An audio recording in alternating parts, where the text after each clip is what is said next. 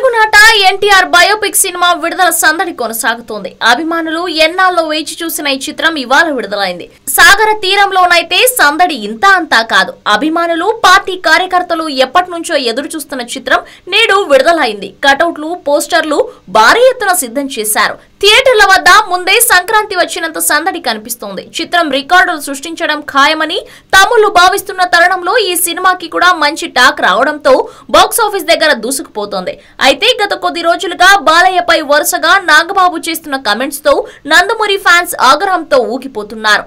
ఎప్పుడో బాలకృష్ణ చేసిన వ్యాఖ్యలను పట్టుకుని ఇప్పుడు విమర్శలు చేయడంపై నందమూరి ఫ్యాన్స్ ఎవరికి తోచినట్లుగా వారు నాగబాబుపై విమర్శలు చేస్తున్న వేళలో నాగబాబు కూడా ఎన్టీఆర్ చిత్రాన్ని చూశాడని, దీనిపై ఆయన స్పందించాడని ఒక వార్త తెగ వైరల్ అవుతోంది. మహానుభావుడు ఎన్టీఆర్ జీవిత చరిత్రను ఇప్పుడే చూడటం జరిగింది.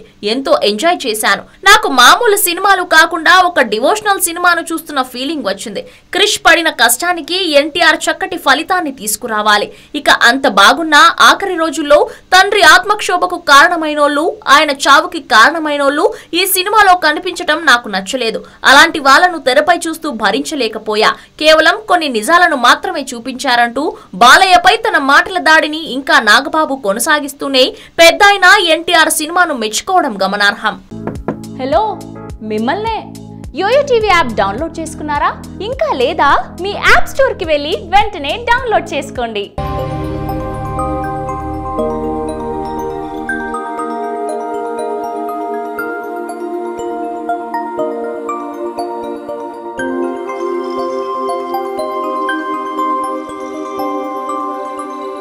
ఈ వీడియో గనుక మీకు నచ్చినట్లయితే లైక్ చేయండి, షేర్ చేయండి అండ్ సబ్స్క్రైబ్ చేయండి.